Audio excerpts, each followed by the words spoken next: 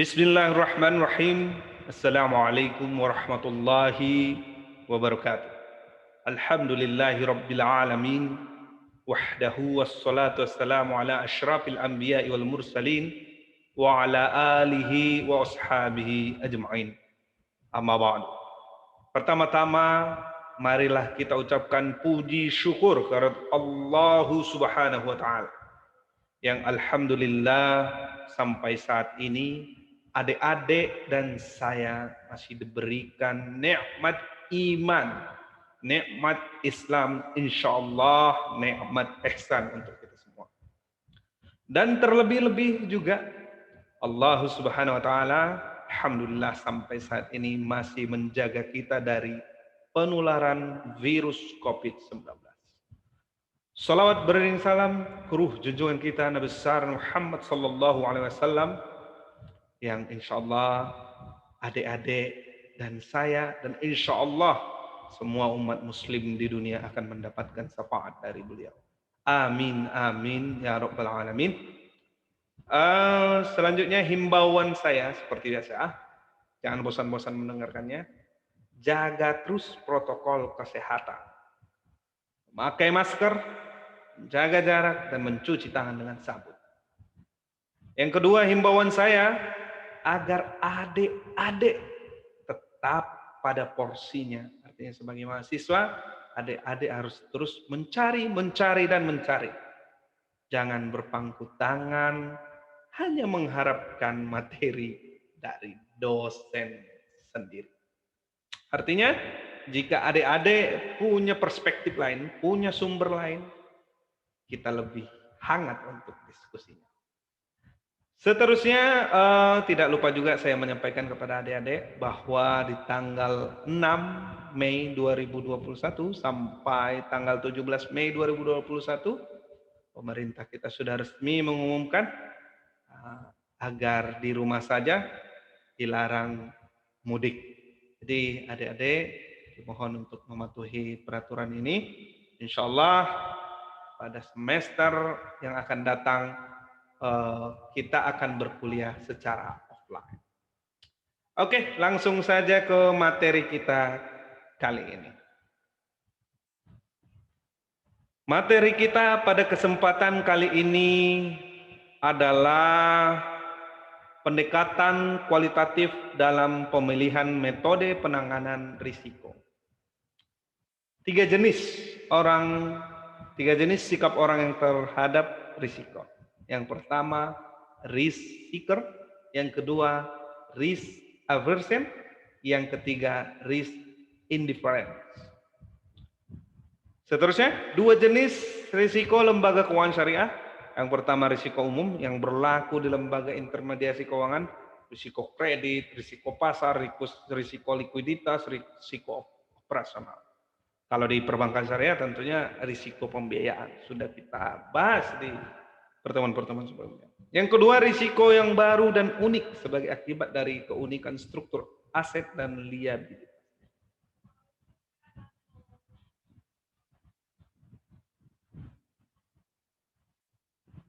Oke, selanjutnya fokus pada aspek bank syariah. Mudharabah dan musyarakah model pembiayaan berbasis bagi hasil. Dan ini sebagai autokritik juga untuk kita sebagai akademisi perbankan syariah serta mahasiswa perbankan syariah dan perguruan tinggi yang membahas bank syariah pada umumnya bahwa di bank syariah akad ini masih sangat minim. Masih sangat minim. Kalaupun ada mudharabah dan musyarakah biasanya tidak pure. Artinya misalnya mudharabah membiayai nasabah-nasabah yang tidak punya modal sama sekali tapi punya skill. Ini jarang terjadi kan. Fixed income, model pembiayaan berbasis pendapatan tetap seperti murabahah, jual beli dengan markup dan dengan cicilan. Istisna, salam penyerahan objek jual beli ditangguhkan atau pembayaran di muka, ijarah, sewa menyewa. Yang paling banyak di bank syariah adalah murabahah. Why, dan why. Itu yang sama-sama menjadi PR kita, sama-sama kita pikirkan. Bagaimana di sisi lain memang kalau akadnya mudharabah dan musyarakah bank syariah itu akan kesusahan dalam pengawasannya, akan menimbulkan banyak kos untuk memaksimalkan pembiayaan mudharabah dan musyarakah. Sementara kan kalau murabah dia jual beli putus, artinya bank syariah membelikan barang kemudian dijual dengan tambahan keuntungan untuk bank syariah, selesai. Tidak tergantung dari misalnya untuk bisnis membeli katakan mesin untuk bisnis. Kalau akadnya murabah, bank syariah tidak ikut bertanggung jawab. Artinya bank syariah tidak ikut-ikutan dalam bisnisnya. Tapi bank syariah hanya menjual mesin tersebut dan si nasabahnya mencicil ke bank syariah. Tentunya bank syariah mengambil keuntungan. Dana pihak ketiga dapat dihimpun dalam bentuk giro, current account, dan rekening investasi, investment account. Jenis dana dalam bank syariah, qardul hasan, pinjaman tanpa bunga. Ini juga gimana ya? Ya bisa dibilang sudah jarang juga ya. Dan amanah, kontrak kepercayaan. Apalagi ini ya. Pengendalian risiko, dua pendekatan dalam menangani risiko. Satu, pengendalian risiko, risk control. Yaitu pengendalian risiko itu ada 5. Menghindari risiko, mengendalikan kerugian, pemisahan, kombinasi atau pooling, pemindahan risiko. Pembiayaan risiko. Yang pertama, pemindahan risiko melalui pembelian asuransi. Sebelumnya sudah kita bahas. Yang kedua, menanggung risiko, retention. Cara menghindari risiko, yang pertama menolak memiliki. Yang kedua, menyerahkan kembali risiko yang terlanjur diterima atau menghentikan kegiatan begitu diketahui mengandung risiko. Jadi Pak, kalau kita belajar manajemen risiko ini, kita takut-takutan dong. Kita takut mau coba ini, mau coba itu. Harusnya tidak ya. Artinya setelah kita mempelajari manajemen risiko, justru kita harus bisa berpikir rasional untuk menghitung secara akurat jika kita memulai suatu bisnis, bagaimana bisnis ini supaya berjalan dengan baik. Artinya manajemen risiko di bank syariah ini sangat perlu ya. Jadi sebagai info bahwa sertifikasi khusus, kalau misalnya kan akuntansi itu ada misalnya CA, CAP, dan lain-lain, ada sertifikasi untuk khusus akuntansi kan, ada SAS, sertifikasi akuntansi syariah, dan lain-lain. Sementara di bank syariah itu ada manajemen risiko level 1, level 2, dan lain-lain. Khusus untuk adik-adik misalnya yang punya kelebihan rezeki, berminat untuk memang mendalami mau jadi bankir, saya sarankan agar dicicil-cicil untuk mengikuti sertifikasi dari manajemen risiko. Karakteristik penghindaran risiko. Boleh jadi tidak ada kemungkinan menghindari risiko. Yang kedua, faedah atau laba potensial yang akan diterima dari sebab pemilikan sesuatu. 3, makin sempit risiko yang dihadapi, maka akan semakin besar kemungkinan akan tercipta risiko yang baru. Pengendalian kerugian, merendahkan kans untuk terjadinya kerugian. Ya, kesempatan, peluang untuk terjadinya kerugian. Kedua, mengurangi keparahannya jika kerugian itu terjadi. Banyak ya. Kedua, tindakan tersebut dapat diklasifikasikan dengan cara tindakan pencegahan kerugian, menurut sebab kejadian yang akan dikontrol, menurut lokasi daripada kondisi-kondisi yang akan dikontrol, menurut timing. Program pengurangan kerugian. Ini mungkin saya secara cepat aja ya. Artinya saya baca, tetapi jika ada yang perlu saya jelaskan. Kemudian untuk elaborasinya silakan adik-adik untuk memperdalam lagi ya. Jadi yang tadi saya ingatkan di awal, jangan hanya puas materi dari dosen saya. Bisa jadi saya hanya membacakan, saya menjelaskan yang menurut saya kurang ini, tetapi adik-adik bisa jadi yang tidak saya jelaskan justru itu yang tidak mengerti. Oleh sebab itu saya mohon maaf untuk itu ya. Salvage program bertujuan untuk menyelamatkan. Pengendalian bukan salvage, ini savage. Apagi. Nah, itu. Pengendalian kerugian menurut sebab terjadinya. 1, pendekatan engineering. 2, pendekatan hubungan kemanusiaan. Human relation. 10 strategi pencegahan menurut Dr. William Hadot. Mencegah lahirnya hajat, mengurangi jumlah atau besarnya hajat, mencegah keluarnya hajat, mengubah kecepatan atau kekuatan keluarga hajat, memisahkan dari objek yang dapat dihancurkannya, memisahkan hajat dari objek yang harus dilindungi, dan seterusnya. Silakan ya, ini strategi pencegahan dari William Hadot. Mencegah, mengurangi, mencegah, mengubah, memisahkan, mengubah, menjadikan, mulai melakukan, menstabilkan. Pengendalian kerugian menurut timing. Apakah metode itu digunakan sebelum kecelakaan, selama kecelakaan terjadi, sesudah kecelakaan? Sebelum kecelakaan, ya kita misalnya naik motor, pakai sarung tangan, pakai jaket agak tebal kalau perjalanan jauh ya, pakai helm standar SNI, pakai masker, sepatu boots yang bisa melindungi, dan lain-lain. Selama kecelakaan terjadi, ya kita kan, saya pernah juga ikut pelatihan untuk bagaimana cara membawa motor yang baik dan benar ya. Artinya, misalnya selama kecelakaan terjadi, misalnya kita sudah terbiasa spontanitas kita itu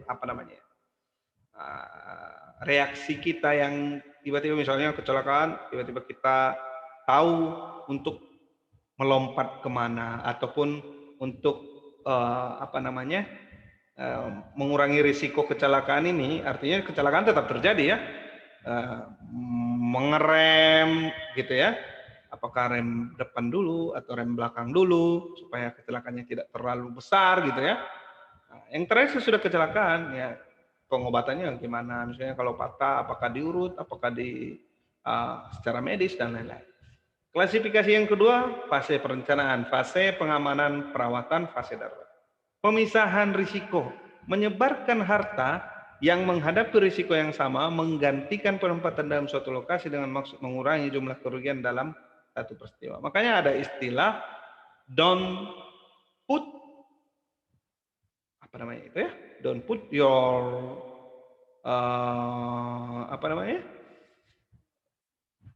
jangan letakkan bola dalam satu keranjang. Don't put your ball on one basket gitu. Artinya kira-kira gini. Jadi dalam strategi manajemen, ini manajemen risiko juga termasuknya, kita tidak boleh meletakkan aset kita hanya dalam satu tempat. Misalnya kita beli tanah panas semua gitu. Harus ada diversifikasi, ada tanah, kita beli misalnya, kita buat usaha, kita tabungkan, kita depositokan, dan lain. Kombinasi risiko, menambah banyaknya exposure unit dalam batas kendali perusahaan dengan tujuan agar kerugian yang akan dialami lebih dapat diramalkan. Pemindahan risiko, satu, harta milik atau kegiatan yang menghadapi risiko dapat dipindahkan kepada pihak lain. Yang kedua, risiko itu sendiri yang dipindahkan. Artinya, ya misalnya risikonya risiko SDM. Karyawan ini bebal, tidak cocok ditempatkan di tempat yang ini misalnya. Kita pindahkan saja. Atau jika memungkinkan secara manusiawi, kita rumahkan saja misalnya kalau tidak bisa dididik lagi ya. Pembatalan perjanjian oleh transfer dalam suatu risk financing transfer. Pembelajaran risiko, risk financing. Cara pembelanjaan risiko. Risk financing transfer, memindahkan risiko disertai dengan pembiayaan. 2, risk retention. Risiko ditangani sendiri oleh perusahaan yang bersangkutan. Cuma 2 ya, dipindahkan atau ditangani sendiri. Pemindahan risiko dengan cara pengendalian risiko tidak memerlukan dana karena 1, memindahkan risiko atau kegiatan yang bersangkutan kepada pihak lain. 2, memindahkan tanggung jawab kepada transfer dengan maksud menghilangkan atau mengurangi tanggung jawab transferor terhadap kerugian yang bersangkutan. 3, menganggap kerugian yang bersangkutan dipikul pihak lain. Pemindahan risiko melalui risk financing berarti transferor mencari dana eksternal yang akan membayar kerugian yang bersangkutan. Jika kerugian itu nanti sungguh terjadi, hal ini dapat dilakukan dengan cara 1, transfer risiko kepada perusahaan asuransi, 2, transfer risiko kepada perusahaan lain yang bukan perusahaan asuransi. Ini udah pernah juga ya, ada yang nanya juga. Kalau nggak salah kemarin-kemarin ada NICAN ya, non-insurance transfer. Alasan melakukan retention menanggung risiko sendiri, keharusan, biaya, kerugian harapan, opportunity cost, kualitas pertanggungan pajak. X, opportunity cost, nilai polis premium 115 juta yang dibayar pada permulaan jangka waktu polis sampai akhir. Dibaca ya bagaimana jika memang perusahaan itu perlu melakukan menanggung risiko sendiri. Pemindahan risiko kepada perusahaan asuransi. Definisi asuransi, asuransi sebagai perlindungan terhadap risiko, asuransi sebagai alat penggabungan risiko, asuransi merupakan peralatan retensi risiko dan kombinasi risiko. Asuransi dan judi. Persamaan dan perbedaan asuransi dan judi adalah keduanya mungkin menerima lebih banyak uang daripada yang dibayarkan, yang hasilnya ditentukan oleh kejadian berpeluang. Tetapi perbedaannya adalah kalau asuransi tertanggung memindahkan risiko murni yang ada, sedangkan judi menciptakan risiko spekulatif. Ya, judi. Judi itu menjanjikan kemenangan. Tapi ujung-ujungnya judi itu pasti kalah. Karena judi ini kan sifatnya spekulatif, adu nasib. Sementara kan asuransi ini menurut saya tidak. Asuransi itu justru memanage risiko yang akan terjadi kepada si pebisnis atau orang per orang. Perbedaan property insurance, kontrak asuransi kerugian dengan bonding surety bond. Ini resepnya sudah pernah juga ya. Boleh dibaca lagi ya, diperjelas lagi atau maksudnya nanti silakan ditanyakan di komen konten ini. Syarat-syarat ideal risiko yang dapat diasumsikan, kerugian potensial, probabilitas kerugian dapat diperhitungkan, terdapat sejumlah besar unit yang terbuka, kerugian yang terjadi bersifat kebetulan, kerugian tertentu, bukan risiko katastrofe, secara besar dan serentak. Pendekatan kualitatif, pendekatan dua langkah, prosedur dua langkah disebut juga metode asuransi. Sesudah manajer risiko mengidentifikasi dan mengukur kerugian potensial, maka ia harus menyiapkan suatu daftar penutupan asuransi, insurance coverage, yang dirasa paling jitu menutup kerugian. Tahap pendaftaran sementara ini boleh dibaca ya. Saya tahu sebenarnya adik-adik bosan kalau saya menjelaskan ini semua, tapi ini adalah kewajiban saya dan hak adik-adik mendapatkan penjelasan dari saya. Terlepas penjelasan saya menarik atau enggak, masuk atau enggak, tapi yakinlah adik-adik ini yang saya sampaikan ini semua ada manfaatnya nanti. Dan kewajiban adik-adik adalah memang mendengarkan materi ini, mengelaborasi materi ini, menginterpretasikan materi ini.